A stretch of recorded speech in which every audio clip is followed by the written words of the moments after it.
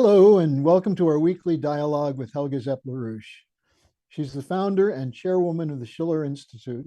Today is May 7th, 2025. I'm Harley Schlanger, and I will be your host. You can send your questions and comments for Helga to questions@schillerinstitute.org or post them on the chat page. We have a lot to cover today, but before we begin, I want to remind our viewers that in less than 3 weeks, the Schiller Institute will convene a special conference, May 24th and 25th, and you can register to attend at theschillerinstitute.com. If you go to the site, you'll see a very powerful lineup of speakers, and this is precisely what's needed now in this moment of otherwise chaos and descent into the maelstrom. So let's begin with the danger of the war developing on the Indian subcontinent. The Indian government today said it attacked the terrorist infrastructure to retaliate for the terrorist attack on April 22nd in Kashmir, in which at least 26 people were killed. Pakistan has vowed to respond to the attack by India. So we have a couple of questions that come up. First is, why did this happen now? Who benefits from this kind of flare-up?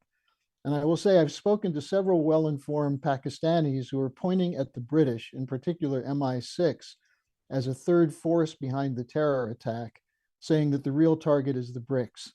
So what do you think about that, Helga?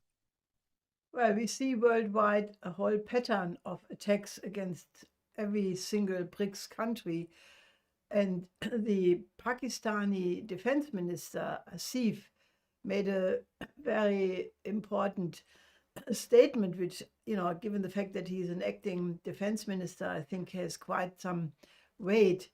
Namely, he pointed out to the fact that Pakistan has been instrumentalized for the last decades as a tool against Russia, first against the Soviet Union, in the final phase of the Afghanistan war, the war in Afghanistan against the Soviet Union, where Brzezinski and the British deployed the jihadists and actually developed what has become known as radical Islam by building up the Mujahideen. And then when the war against the Soviet Union ended, which contributed a good part to the collapse of the Soviet Union, these Mujahideen networks spread throughout the whole region, to Chechnya, to Xinjiang, to Pakistan. And, what this defense minister admitted is that Pakistan allowed itself to be instrumentalized by, working with these networks. So I think this is quite significant. And I think, given the fact that also General Flynn, when he tried to brief Obama in 2012 about, the United States using these networks, and that he thought that this was a fundamental mistake, he was actually kicked out by Obama at that time. And I think it was this statement which was also the reason why the so-called deep state made it practically impossible for Trump in his first term to have the services of General Flynn. So I think that there is a justified suspicion about this. This is all the playground of the great game theater. So I think, anybody who is trying to calm down the conflict, and there, fortunately, both Russia and China are talking to India and Pakistan, trying to calm down the situation. I think it's definitely worthwhile to look into the origins of this terrorism to basically avoid that two nuclear powers get into an escalation of military exchanges, which, even so, I don't think anybody is intending to use nuclear weapons. Even so, the Pakistani, I think, information minister even mooted that all the Pakistan nuclear weapons have been trained for potential use against India. I don't think that is an immediate danger, but you cannot exclude it. So I think it's extremely important to calm down the situation, what Russia and China are trying to do, but also to investigate really seriously what was behind this attack in the first place. A Pakistani journalist sent in this question for you. You mentioned Russia, China have offered to mediate, also possibly Iran. What steps would you propose that they take to cool things down? Well, the first thing is to reinstall the water treatment treaty between India and Pakistan, because that is a very serious question. So the first step would be to really reinstall that, and otherwise really get involved in the new paradigm, because I think there is a room for settling all of these questions if you agree on principles of cooperation. And given the fact that the BRICS countries are intending to use the 5 principles of peaceful coexistence as well as the UN Charter, that is already a framework. So if you agree that that is what you want to uphold as your basic principles, then you can sit down and discuss all tricky questions in a separate way, like it was done in the Peace of Westphalia. So I think an approach like that should be taken, and I think Russia and China and other countries like Indonesia, Brazil, Nigeria, South Africa, I mean, there are many countries who could be part of such an approach. Now, there's a question from a journalist from Israel who asked about the announcement Sunday by Netanyahu that Israel is going to essentially take over all of Gaza. And he pointed to the parallel between the crisis in Southwest Asia and the blow up between India and Pakistan. And here's what he wrote. He said, both cases are occurring where the regional dynamics were shaped by the British Empire as part of an extended Great Game. This should be obvious, but few seem to be aware of this.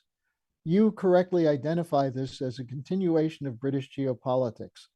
What can be done to free humanity from this imperial curse? And he said, I don't think a win-win approach has much appeal for a fanatic like Netanyahu.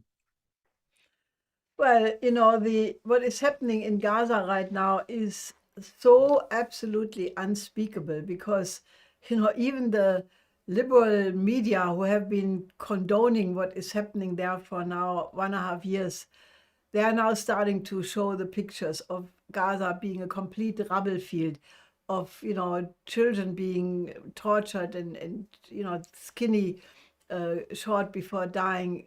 It is unbelievable.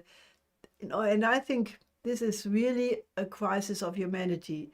It's a tragedy, a terrible tragedy against the Palestinian and for the Palestinian people. But I think it's something much more fundamental, because if the world community cannot stop this, when everybody can see it in their living room, in the TV every day, then we are facing a much more fundamental crisis of humanity and a test of our moral fitness to survive. And if we fail that test, we may not survive as a human species, meaning it could come to a nuclear war over any one of these crises. So I think that what we need is really a change, and some of the major powers have to step in and stop this. This is why, from the International Peace Coalition, we have called for a 5-week mobilization. In beginning of June, there will be a very important conference in the United Nations in New York, which will be co-sponsored by President Macron of France and I think Salman, the Saudi Crown Prince. And we have called for an escalation to put not only a 2-state solution on the table, which is the topic of that conference, but to combine it with the Oasis plan. I mean, the only way I can see this could be stopped, I mean, obviously the United States could stop it immediately. If President Trump would tell the Israeli government, cut it out, stop it, we take away all supplies of weapons, financing, and enforce it, because the United States could do that, it would stop. But if the United States does not stop it, it does not alleviate the rest of the international community of having a responsibility. And I think the world community has to unite and create conditions where a change in policy occurs. And that's why we propose to add to the two-state solution the Oasis plan, which originally was proposed by my late husband in 1975 to develop lots of fresh water, by desalination of ocean water with the help of nuclear plants, with the building of new canals, with the, simply take a whole approach for irrigation of large areas of desert, but eventually to take the entire region from India to the Mediterranean, from the Caucasus to the Gulf, and develop it, with water, with infrastructure, forestation, agriculture, orchids, infrastructure, new cities. There is no reason why, if you extend the Belt and Road Initiative to the entire Southwest Asia, that you cannot develop this area like, China has done with large parts of its deserts. And that has to be, the positive option for all countries to work in this direction. But I think the world community does have the responsibility to step in and prevent this from happening. Because if we don't, all criteria of morality, of rules, you can forget democracy, you can forget human rights, all of these will be shallow words meaning nothing if we don't stop this. So we are right now proposing that anybody who agrees with the approach of the Oasis plan added to the two-state solution get active with us now in the next 4 to 5 weeks so that we impact the big conference in June in New York. You're listening to Helga Zepp-LaRouche. Please send in your questions and comments. These are important times for people to be involved in the discussion. I have a question here from a contact in London who said that he was excited when the conference took place in Cairo to talk about rebuilding Gaza. And he just asked, is there any way that the Egyptians or the Saudis could be brought in to the discussion of the Oasis plan? Well, there is a lot of motion for the Oasis plan in the background. There were several articles in different newspapers in Egypt and other countries.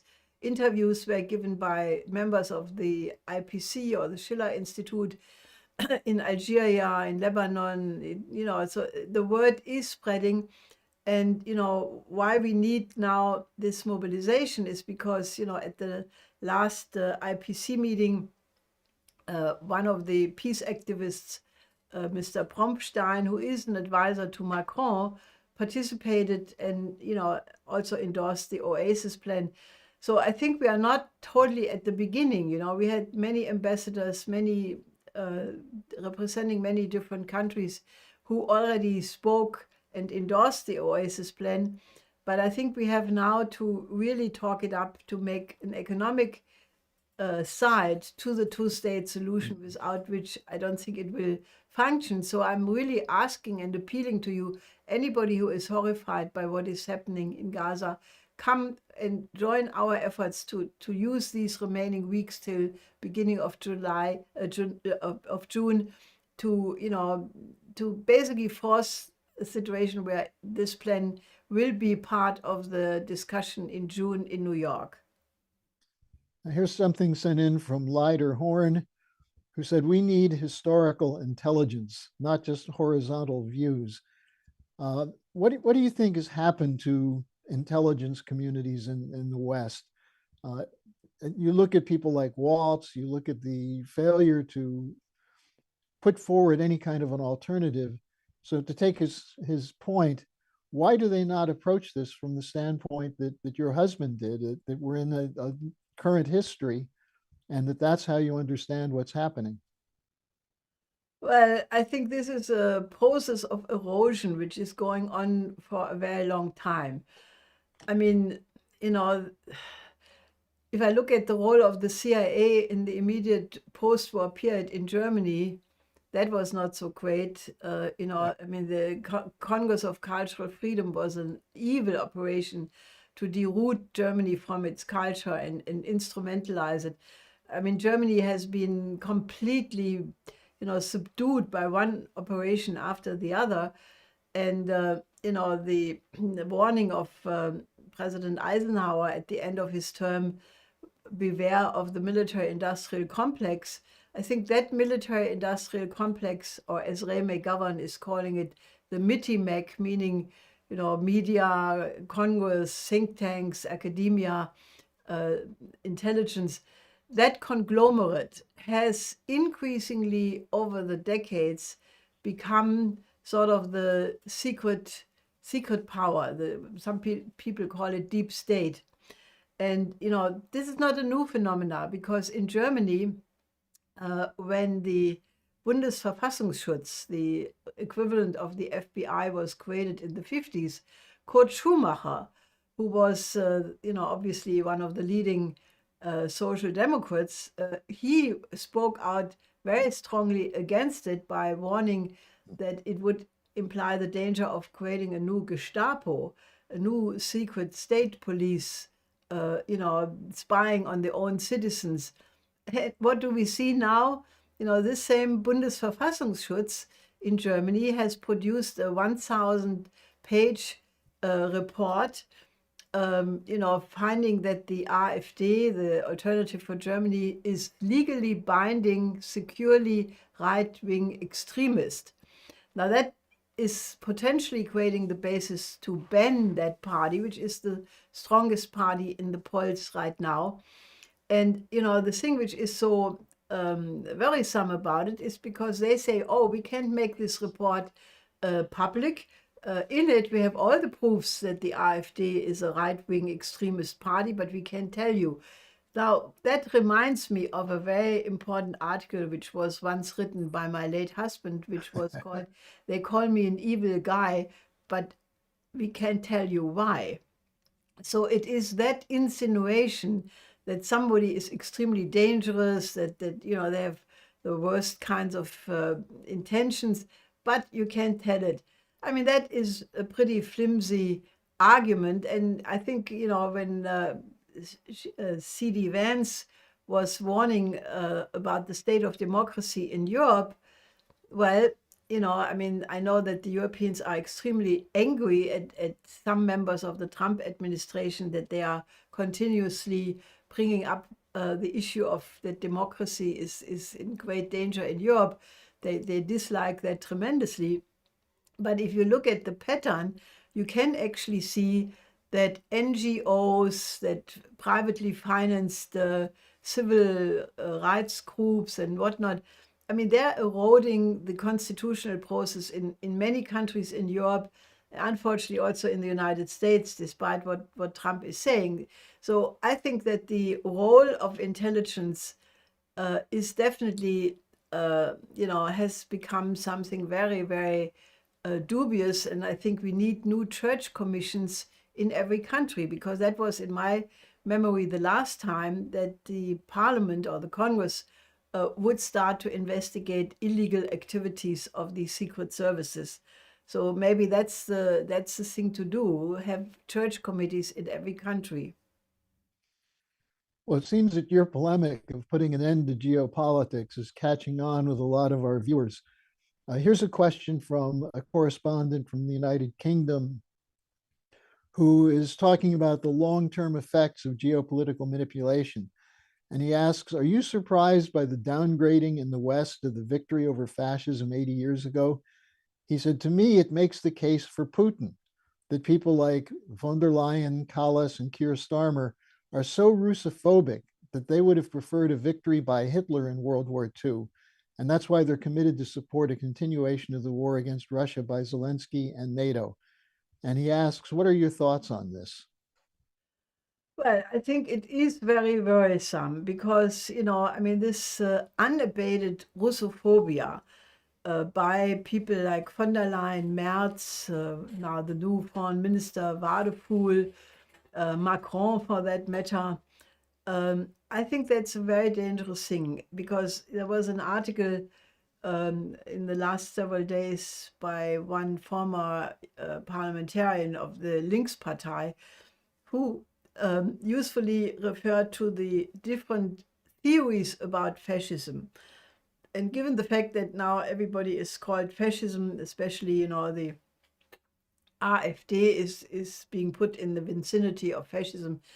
This guy, whose name is, I think, Dieter Dehn, he quoted 3 established historians and pointed to the fact that Russophobia, the hatred and the intention to destroy Russia, has always been a characteristics of fascism.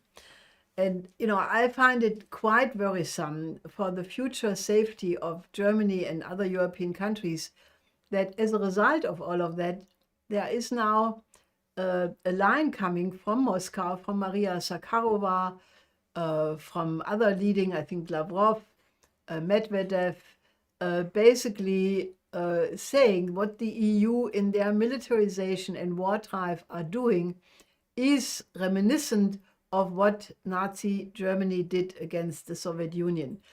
Now, I think we are still in an early phase of this discussion, but if that view holds, and if Merz, for example, would go ahead with his announcement to deliver the Taurus to the Ukrainians, I think we could be in a situation where Germany not only acts as a war party in the conflict with Ukraine, but is causing Russian reactions, which would make Germany the place of an actual war in Europe. And I'm very afraid that if this starts, it would not stop, and it would be the end of Germany in any shape or form, because we had several months ago a discussion with Ted Postol, and he did us the favor to even work out maps, concrete maps, showing the hundreds of nuclear bombs which would drop on Germany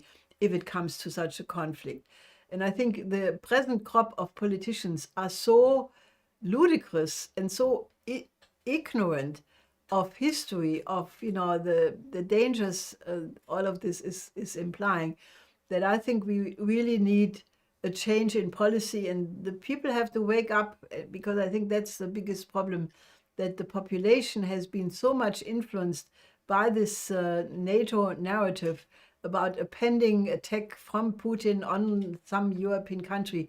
And all the military experts who I think have competence, like former General Harald Kujat, who was not only the highest Bundeswehr officer, he was the highest officer in NATO, and former General Fahd, and various Americans, American military, have stated there is absolutely no sign of such a plan by Putin to attack Europe, nor to take over the entire Ukraine, which unfortunately in the recent period also was uttered by President Trump.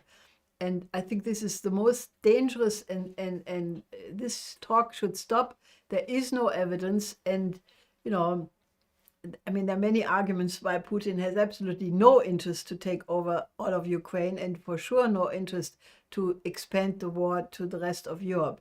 So I think this is just foolishness, and the more people get active with us or in parallel with us to debunk such narratives, the better. Here's a question on Friedrich Merz, who failed to be elected in the first round in the vote yesterday. I think that had never happened before, at least since World War II. So the question is, what do you suspect enabled him to win in the second vote? What kind of promises did he have to make? And what effect will this have on his ability to provide leadership in Germany and in the EU? Well, I think it is not known who voted against him in the first round. There were people in the social democracy who really disliked the fact that he voted with the AfD concerning an act, to curb the influx of migrants more when he worked with the AfD. So the SPD didn't like that. People in his own party and the CSU, there were many people who were really extremely angry about the fact that he broke his election promise that he would not increase the debt. One day after he was elected, he acted to loosen the debt brake for this incredible military build-up program. So there are members in the CDU, CSU who dislike that. And I think there are also many people in the East CDU who disliked the fact that they were not represented in his new cabinet. So there were crutches on all sides. It is obviously a secret vote, so we can't know why they or who voted against him. 18 people voted against him in the first round. Then after the vote was failed, the factions all met in private, in secrecy, and at the end of it, they voted all for it. So I can only imagine that enormous arm twisting was going on, and who knows what else. But, I mean, it's probably also not a complete secret to the parties who were the people opposing it, because they probably spoke out at one occasion or another before. So I can only imagine that, they were really told the Riot Act and capitulated. But that just means that the same conflicts which led to the failure in the first vote could erupt at any moment. So the many commentators who think that the duration power, the time of this Merz administration is probably not going to be a year, and for sure not the entire election period. I agree with that. I think this will blow up given the enormous tensions in the world situation. And if Merz would do something with the Taurus, I think the whole country will explode. So I think Merz has now to make up his mind. There are many people who think that, the only way how Germany could get stabilized would be if the two largest parties, which is not the Social Democracy, but it's the CDU and the AfD, if they would work together, which would require that Merz takes down the so-called firewall, so far preventing anybody to work with the AfD, or that he moves in the opposite direction and uses the report by the Bundesverfassungsschutz to ban the AfD. And if that happens, I'm certain that the country would explode even more.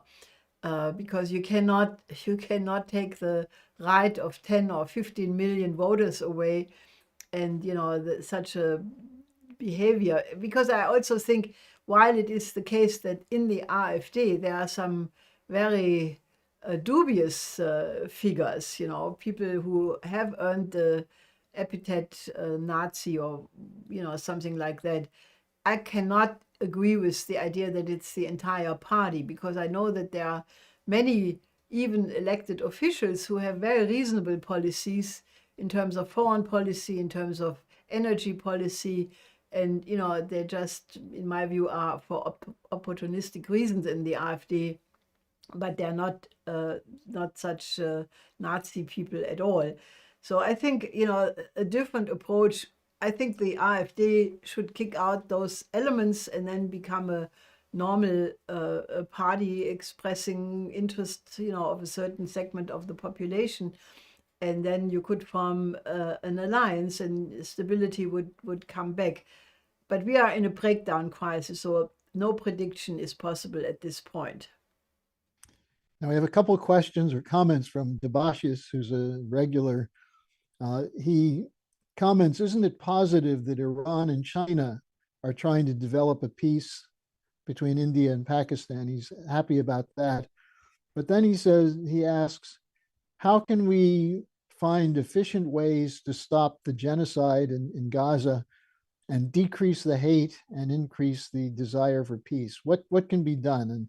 And obviously, your fundamental principles are a step toward that, making that a discussion point. But go ahead, Helga. What do you think?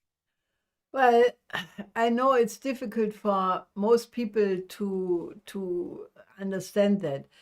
But I think, if you look at the world situation as a totality, what do you see? You see a United States in disarray, polarized. I think Trump is having some real problems, which are caused by his own policies. So the support is vanishing. You see the danger of a conflict with China, which would be catastrophic for the world. You see the ongoing war, Ukraine, Middle East, tensions now India, Pakistan, tensions in the Pacific, and the pending danger of a collapse of a bankrupt transatlantic financial system. And I have said for a long time that if you have such a systemic crisis, because all of these conflicts, while they have historic specific reasons and stories to them, also are the reflection of a breakdown of the neoliberal system and the effort by forces within that system to maintain a dominant position in the world, which is no longer accepted by the global majority and for sure cannot be maintained militarily unless you go for total destruction of all of humanity. So how do you address such a complex, and I can only mention some aspects of it, I could elaborate it a lot more. How do you address such a problem? And it is my absolute conviction that you cannot solve all of these problems one by one. You have to first get together as a world community on one conference table and then agree on principles how to move humanity into a higher order of collaboration, like it was done in the Peace of Westphalia, where 150 years of religious war also came to an end because the different war parties recognized that if you continue the war, everybody would be dead and nobody would be there to enjoy the victory. And we are in a much more grave situation today because of the existence of nuclear weapons, an overkill of so many orders of magnitude. We could kill humanity 10 times, 100 times over, and absolutely nothing would be left. So in face of such a danger, is it not more reasonable to say we need a new security and development architecture, which first has to agree on the principle that the interest of every single country will be taken into account. And the only way how you can do that is through a joint development program where the name of peace is development. Because, only if you make the pie bigger, if you make the, available, advantages of science and technology accessible to everybody, so that people can overcome poverty, underdevelopment, pandemics, diseases, by developing a modern health system in every country, by having a universal education system, which is all feasible. Just imagine if all the incredible energy which is now being wasted with military expenditures going into the trillions and a mania trying to increase that, if all of that energy would be used for productive purposes, for education, for increasing the creative powers of all inhabitants of all countries, we could solve all of these problems. And while some people may say, oh, this is a utopia, this will never happen, I think it can happen because human beings are human beings. We are not grizzly bears who, even the most vicious grizzly bear is not as evil as some people who are trying to make war a method of communication rather than diplomacy. So I think since we are the creative species, I believe fundamentally that we can use reason as a way of solving conflicts. And there are more and more forces recognizing that we have to overcome geopolitics or else we all may not live. So President Xi Jinping is proposing a shared community of the one humanity, and that's what we are. If it goes wrong with nuclear weapons at one place, I don't think it will be contained because Ted Postol wrote many books and articles showing that it is the nature of nuclear weapons that once you start using them, they all will be used. And I think that should be an incentive to choose the way of overcoming this and developing a new paradigm of cooperation.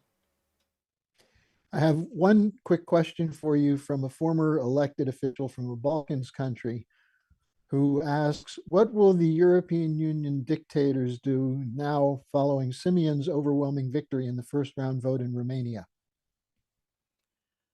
Well, they will there is an EU commissioner called Breton, French, and he, at the first effort to basically get rid of Ceausescu, said, basically that, if something similar happens in Germany, they will use the same method. And, you could actually say that the effort to, to call the AfD legitimately right-wing extremist is the application of that Breton doctrine. And, there is a joke, which is not a joke, saying, that they let the people vote until they have the government which they want. I think that they will keep doing that, but I think it will not work, because I think that such undemocratic behavior is becoming so obvious that these people will be voted out soon. I'm absolutely certain that the EU is splitting. That's why they're no longer calling for EU unanimity. They're calling for a coalition of the willing. And who is this coalition of the willing? It's the British, the French, the Germans, Poles, Baltic, and the Scandinavians. But all the rest, the Southern European countries, the Balkan countries, the East European countries, are moving in a different direction. And I think the policies of the EU will tend to destroy the EU. And I think the same potentially goes for NATO. Well, Helga, we're getting more and more questions. Obviously, this is a moment where people want to know. That's why one of the things they should do is sign up for our conference at the end of May, the 24th and 25th of May. But there's one note here I want to read. Congratulations for the 100 straight weeks of Zoom calls for the International Peace Coalition. What's on tap for this Friday? Well, we will for sure discuss the pending situation in Gaza. We will try to have more top speakers from the region, from all sides, because we are serious about this 5-week mobilization to try to impact the June conference in the United Nations. So please join for that reason. I think there will be obviously also a lot of discussion about the state of democracy in Europe, in Germany, in other places, and naturally the condition of the Ukraine war, where unfortunately President Trump now said that that Russia wants to have all of Ukraine. That's a change in his position. He said only a couple of years ago he said that this war was completely unnecessary. It should not have happened. If he would be in the White House, it would not have happened. All of these things. And I think, there will be definitely the concern of patriots from different countries trying to undo this direction of what Trump is saying on this point. So it is, as every week, the place where you hear top experts, top activists discussing live, in a dialogue form of what needs to be done. So please make everything possible to join. Okay, I think that's good advice. And Helga, thanks for joining us today. And hopefully we'll all see you on Friday. Yes, and don't forget the upcoming Schiller conference, end of May. Yes.